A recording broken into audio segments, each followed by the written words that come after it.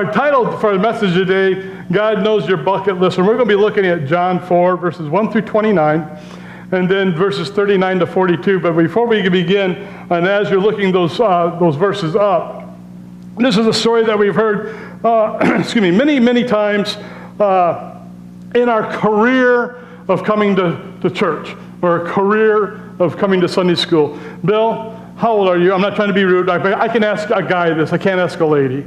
But how old are you? 82. How many times do you think you've heard the story about the woman at the well? Probably a dozen. A dozen at least, okay. All right. Who here has a list of something that they would like to do at some point in their life? It's usually called a bucket list, okay?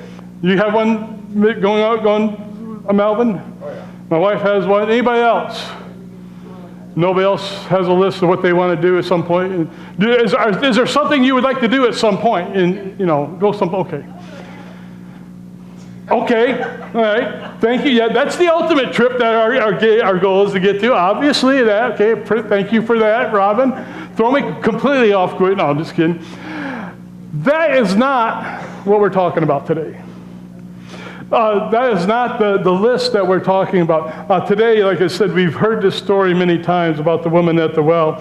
And each time we hear this story, we talk about the fact that she was a Samaritan. Right? It seems like we not that it's not important to the story, but sometimes we dwell on the fact that she was a Samaritan woman. And how Jesus, of course, being a Jew, and a guy and a lady talking in public just wasn't done back then, and it was shocking to her that he was willing to talk to her. We've talked about that enough times that we get that history part of it. Samaritans, of course, were descendants of nationalities brought over by Assyria, who intermingled with the Jews, intermarried, and they were looked down upon by the true Jews, quote unquote, true Jews. We understand that. Okay, we've talked about that. We often focus on how the woman is coming to the well in the heat of the day instead of the morning or evening when it was normally done, probably to avoid coming in contact with the other ladies who are probably going to be gossiping about her. Because with the lack of a better way to put it, she had some type of a reputation. We've talked about that. We'll talk about that probably again at some point, but we're not going to talk about so much today. We've talked about how the Jews believed worship was to take place in Jerusalem. And the Samaritans, who, by the way, also worshiped God, worshiped at Mount Gerizim, okay, until it was destroyed. But the Samaritans still worshiped in the area of Samaria because this was the land of their father, Jacob. Okay, of the Jewish, remember they were like, for lack of a better word, half-breeds. Half Samaritan and half Jew, okay? And it's at Jacob's well where this meeting takes place. Okay, a lot of history to it. Yeah, we've probably looked at this story many times. And each time we've learned something new. So sometimes, as a pastor, when you're looking at a story that, for lack of a better way of putting it, has been beat on us over and over and over time when we've heard it, to come up with something new, not that God's word changes, but a new insight to it or just a different way of presenting it, sometimes can be tough for a pastor or a teacher. In studying this story again in the past couple weeks and looking at this, I think there is something that we can get from it. Something that's simple. Something that I think we overlook in what Jesus is actually saying there. And it has something to do with that bucket. That bucket. So if you would, and if you're able to, please stand with me. We're going to look at John 4, verses 1 through 26. And then again, like I said, verses 39 to 42.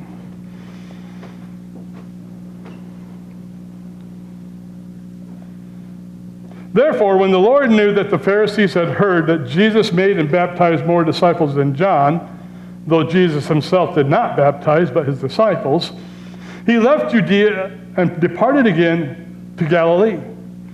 But he needed to go through Samaria. Now, when it said he needed to go through, it means he knew he had to go through there to meet this woman. He didn't have to go through Samaria just because of the route. He needed to go there to meet this woman. So he came to a city of Samaria, which is called Sychar, near the plot of ground that Jacob gave to his son Joseph. Now Jacob's well was there. Jesus, therefore, being wearied from his journey, sat thus by the well. It was about the 6th hour. A woman of Samaria came to draw water. Jesus said to her, "Give me a drink." For his disciples had gone away into the city to buy food. Then the woman of Samaria said to him, "How is it that you, being a Jew, ask a drink from me, a Samaritan woman? For Jews have no dealings with Samaritans." And Jesus answered and said to her, "If you knew the gift of God and who it is who says to you, 'Give me a drink,' you would have asked him, and he would have given you living water." The woman said to him, "Sir, you have nothing to draw with. The well is deep. Where then do you get that living water? Are you greater than our father Jacob, who gave us the well and drank from it himself, as well as his sons and his livestock?" Jesus answered and said to her, "Whoever drinks this water will thirst again. But whoever drinks of the water that I shall give him will never thirst. But the water that I shall give him will become in him a fountain of water, springing up into everlasting life." The woman said, "Sir, give me this water so that I may not thirst or never have to come here to draw." And Jesus said to her, "Go call your husband and come here." The woman answered and said, "I have no husband." And Jesus said to her, "You have said well, I have no husband. For you've had 5 husbands, and the one whom you now have is not your husband. In that you spoke truly." The woman said to him, "Sir, I perceive that you are a prophet. Our fathers worshipped on this mountain, and you Jews say that in Jerusalem is the place where one ought to worship." Jesus said to her, "Woman, believe me, the hour is coming when you will neither on this mountain nor in Jerusalem worship the Father. You worship what you do not know. We know that what we worship for salvation is of the Jews. But the hour is coming, and now is, when the true worshipers will worship the Father in spirit and truth, for the Father is seeking such to worship him. God is spirit, and those who worship him must worship in spirit and truth." The woman said to him, "I know that Messiah is coming, who is called Christ. When he comes, he will tell us all things." And Jesus said to her, "I who speak to you am he." And then continuing with verse 39. And many of the Samaritans of the city believed in him. Excuse me, I messed up there. I'm continuing on there, sorry. And at this, I'm back on verse 27. And at this point, his disciples came. They marveled that he talked with a woman, yet no one said, "What do you seek?" or "Why are you talking with her?" The woman then left her water, went her way into the city, and said to the men, "Come, see a man who told me all things I ever did. Could this be the Christ?" Now I'm on verse 39, excuse me. And many of the Samaritans of that city believed in him because of the word of the woman who testified, "He told me all that I ever did." So when the Samaritans had come to him, they urged him to stay with them, and he stayed there 2 days. And many more believed because of his own accord. Then they said to the woman, "Now we believe not because of what you said, for we ourselves have heard him, and we know that this is indeed the Christ, the Savior of the world." Lord Jesus, again, we thank you for this opportunity, again, for this day. We thank you for these words. And we thank you for the message that you have for us today. We ask you once again to open our eyes, our ears, and especially our hearts to what you have to say. We pray this together. Amen. Thank you. You may be seated. So Jesus has left Jerusalem. He's on his way up to Galilee. He comes into that city there in Samaria. And he's at that well, and he strikes up this conversation with this Samaritan woman by simply asking her for something simple, a drink of water. Will you please give me a drink? Now, imagine for a moment, if you want to, you can close your eyes, just don't go to sleep. Imagine for your mind, or try to picture in your mind her expression at this time, knowing that Jesus is a Jew and he's actually talking to her. Not just because of the fact that she's a woman and that didn't take place, but that she is a Samaritan woman. What are you, a Jew? How dare you ask me to give you a drink? You don't even like me. I probably don't like you. How would this woman even know that Jesus was a Jew? Most likely because Samaritans had a distinct accent. And she realized Jesus didn't have that accent. It's like if we go down to Arkansas,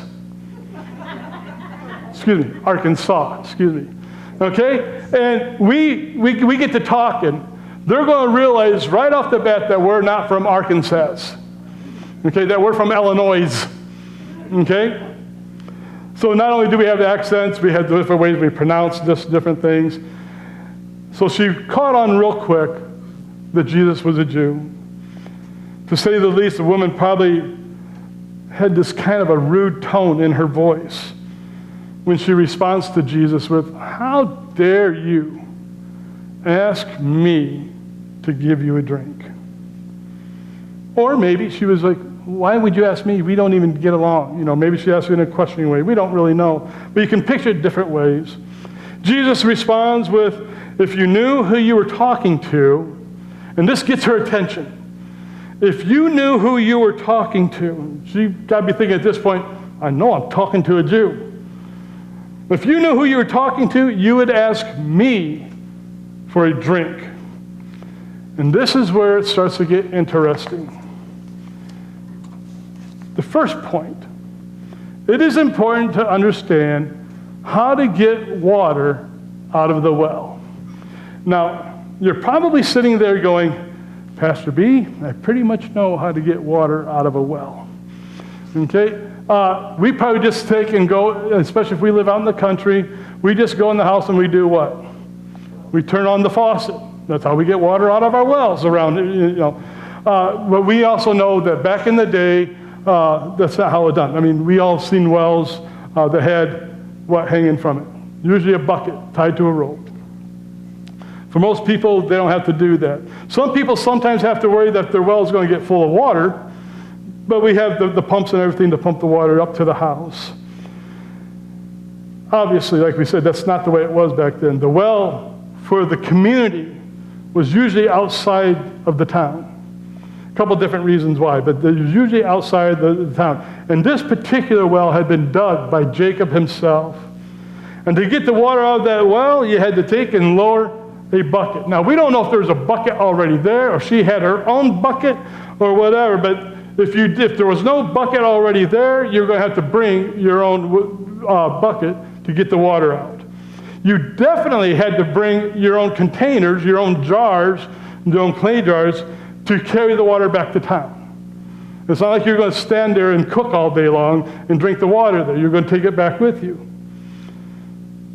So Jesus tells this woman, if you knew who you were talking to, you would ask me for a drink, and I would have given you living water. Obviously, Jesus isn't talking about the water in the well, at least that physical well at this point, that this woman has come there to gather. But the woman doesn't understand that yet. She doesn't quite get what he's talking about. And she responds with, you have nothing to draw the water with. So we get the idea that there was an old bucket there. But he said, you have nothing to draw the water with, and the well is deep. Where can you get this living water? And Jesus is talking about spiritual living water. Now, if it's clear that we have to lower the bucket down to get regular water and draw it up, and it has to come from the well, and now he's talking about spiritual water, where's our well? Jesus. Our relationship with God. Okay? So we have to lower our spiritual bucket, if you want to put it that way, and to get Jesus' water. In other words, our heart, our life, our soul. He's talking about that living water. And he tells her that everyone who drinks of that water, what's going to happen later on during the day? They're going to get thirsty again. Okay? Have you ever been out, like it's been a really hot day, and you get a nice cold glass of water or glass of lemonade? And what happens, especially if you have the lemonade 5 minutes later, you're thirsty again. Water does a little bit better job, but we don't like the taste of water usually. Or a nice soda pop, or whatever in the nation that you call it, whether it be soda or pop. I call it soda pop, that way I'm covered. But Jesus is talking, of course, here about a spiritual life, walking with God. Now, in the Old Testament, there are several verses that talk about living water. And I'm going to read them. You can write down the verses. One is Psalm 42:1. It says, as the deer pants for living water, so my soul pants for my God, for the living God. Again, that was Psalm 42, verse 1. Isaiah 55, verse 1. Come, all you who are thirsty, come to the waters. And you who have no money, come, buy and eat. It said that was Isaiah 51, or 55:1, excuse me. And Jeremiah 2, verse 13. My people have committed two sins. They have forsaken me, the spring of living water, and have dug their own cisterns. And what Jeremiah was getting at there, what the verse is getting at, is simply this. The people have ignored the spiritual water, and now they're going their own route to fulfill themselves, to take care of their spiritual needs, physical needs, and everything, that they have ignored God, that they've left God, if you want to put it that way. God has placed within each and every one of us a spiritual hunger. No matter who we are, what nation we've grown up in, what our past may be, God has placed within us a spiritual hunger. And often we try to fill that hunger with something other than God. God has given us this thing within inside of us for something deeper. Sometimes we'll call it the deeper meaning of life, or we'll call it something like that. But he's placed within us this natural thing within us to yearn for God, to seek him. And sometimes we get off track, to say the least. Jesus tells the woman at this point to do what? Go get your husband. And there's a reason why. It wasn't just so that he can come hear Jesus. It was get the woman's attention about some things in her life. Now, before I go on, it talks about there that she's had 5 husbands, and the guy she's living with right now is not her husband. Gentlemen, what we have to understand, though, is that back then the woman could not grant the divorce. It was the man.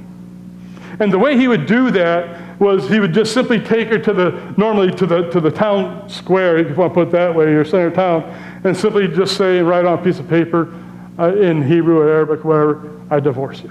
It was that simple. But we get the idea that something is taking place within this woman to go through that situation. And it's more than just the fact that she has a reputation. There's something spiritually that she is searching for, and she just hasn't found it. Remember, Jesus is talking to this woman about what? Living water. In the verses we read there from the Old Testament, it talks about God being the living water, the spiritual living water. So just as a bucket is filled in drawing water from a well, we often try filling our spiritual buckets in life with something other than Christ. Now, if you were to look back on your life, I'm sure, and I'm not trying to pinpoint it or anything like that, but I'm sure each and every one of us have done things that we're not quite so proud about.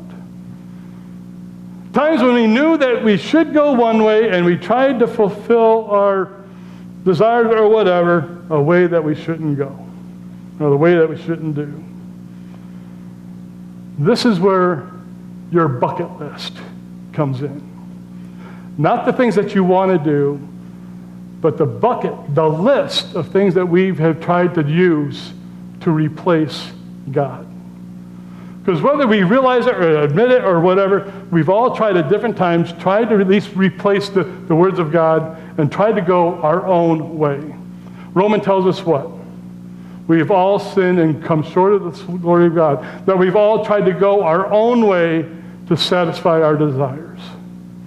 So let's look at the different buckets that would probably be on our list. The first bucket is the bucket of pleasure.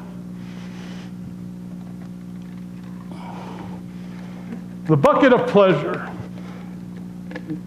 For you older people, you should remember what this is still.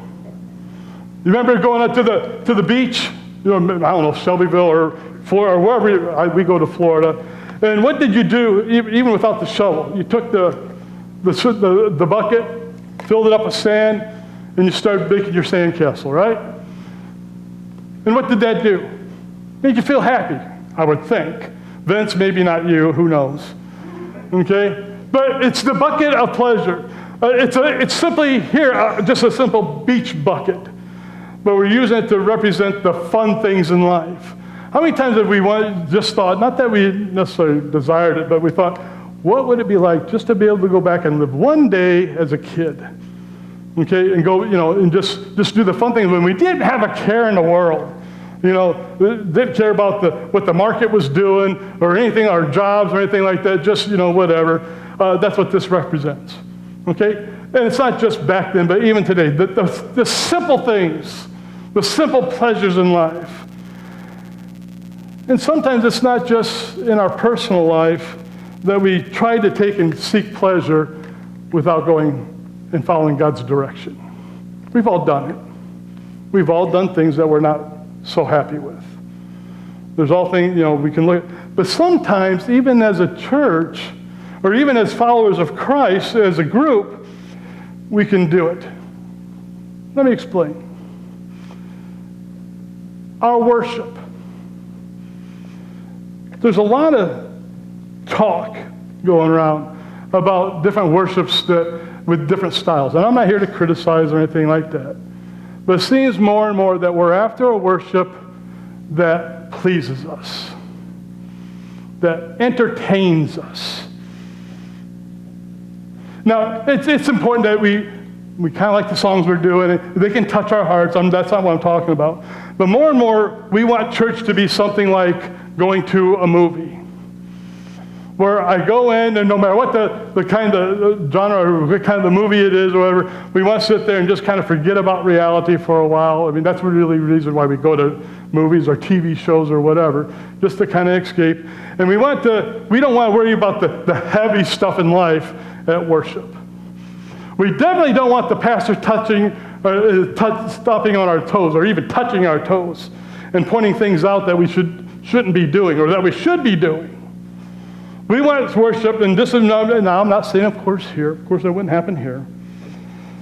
But we want worship just to be easy peasy. Come in, get our 2 hours worth. Okay, nobody laughed. Like one. Get our 3 hour. I'm going to keep on going up till you laugh. Go our 3 hours worth. Whatever our time is, get it worth what we feel, what we want out of worship. That's our bucket list, our spiritual bucket list.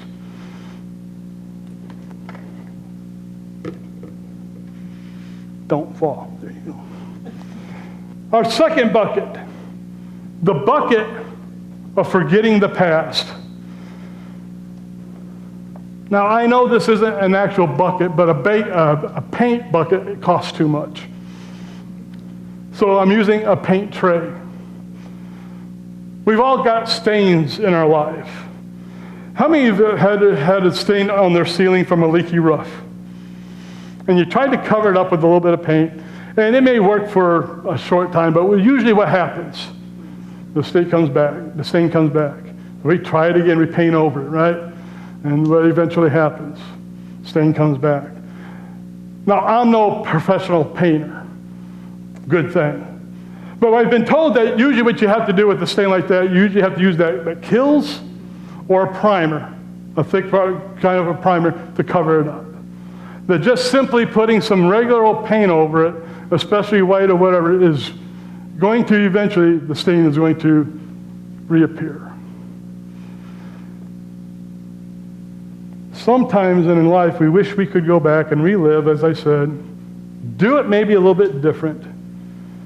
But there are those things sometimes that maybe we've done or we've had happen to us.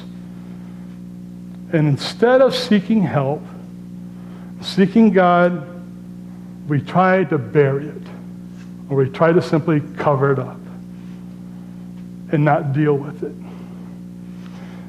Yesterday, with the pastors and that, and I was going to say something like this, but we were talking about different things within the church. And one of the things that we got to talking about, as the pastors and I, about the way the church has, people within the church, in different churches, have hurt other people within the church. They call it church abuse. And it's not just physical abuse, it can be spiritual abuse and everything, or just different things. And I was talking with one pastor from Assumption, from the Presbyterian Church, who's a little bit older than I, but pretty much close to his generation. Well, closer than the other ones were, anyway. And we made the comment that back in the day, when something like that happened to us, when we were sexually, hurt or whatever, we didn't talk about it. And I say that because I've shared it with you before. I talk about that from experience. We didn't talk about it. We didn't know how to talk about to begin with when it happened to us back in the day. It just wasn't something that you talked about. So what did we do? What did I do? I kept on spiritually painting over it until I actually finally dealt with it. And sometimes there's things in our life that happen to us that we got to stop taking and trying to forget. Because we think, okay, if I can just forget it. I've talked with gentlemen who have served in wars, especially like World War II, several different ones. And they say they wish they could just somehow forget what they went through.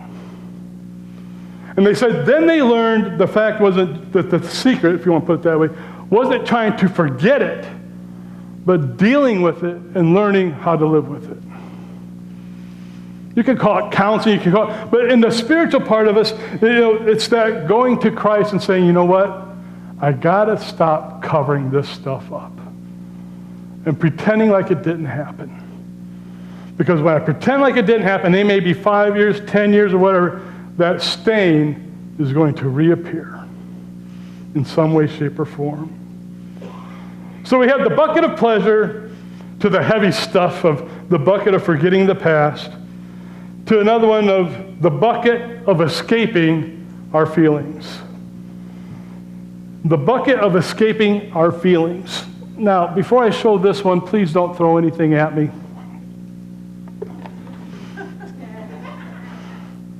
We laugh about it, but it's true. I've known a lot of people, and even myself, who, I've turned to the alcohol or drugs or whatever as a way of escaping so I didn't feel anything. And we do that in so many different ways. It doesn't have to be even alcohol or drugs or whatever. It can be any type of thing of addiction that we use to take and try to cover up what we're facing. Because we don't want those feelings. Nobody that I know of anyway woke up one morning and said, I want to be addicted to heroin today. I want to be addicted to something. I want to be addicted to adult movies. I know nobody that started off in their addictions that way. But most of the time, a lot of people got mixed up in that kind of stuff simply because they were trying to cover up their feelings. And so, dealing with stuff, kind of related to the forgetting the past. But then we took and we used that kind of stuff to make us happy. We don't feel sad anymore, which is kind of ironic because alcohol and most drugs are a depressant, and yet we turn to that to try to make us feel happy. So we have the bucket of pleasure, the bucket of forgetting the past, and the bucket of escaping our feelings. And I understand that sometimes it's good to escape reality. We go to the movies, but we got to just be careful with it. To the bucket of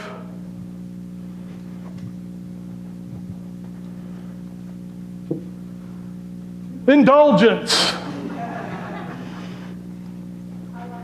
You like this one? Yeah, I like Kentucky Fried Chicken too, a little too much, obviously. But we have the bucket of indulgence. And we laugh at, because, and I've shared with you before that that one has touched me,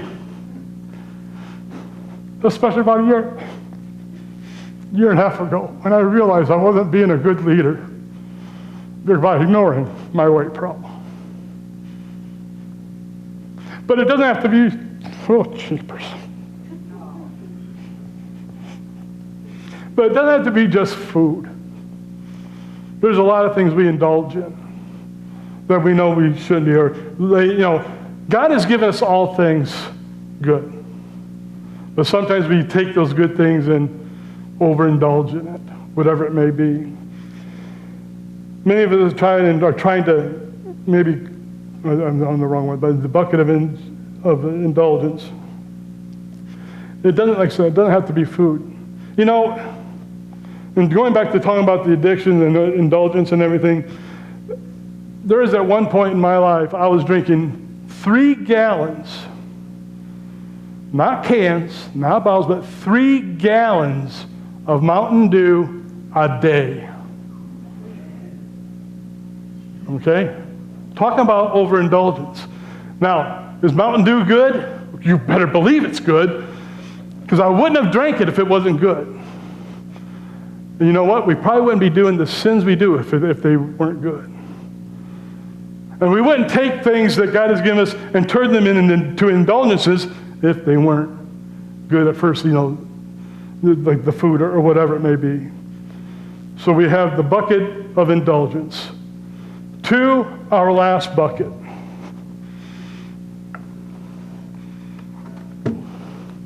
Now this one is just a simple bucket. But I'm calling this bucket the bucket of self-cleaning. Not that this cleans by itself.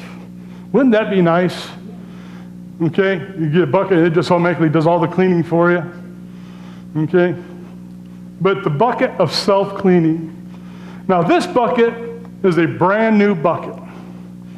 Okay? You could take and make some soup in this, and you could eat from this. I would have no problems, Gerald, in serving this to you with soup.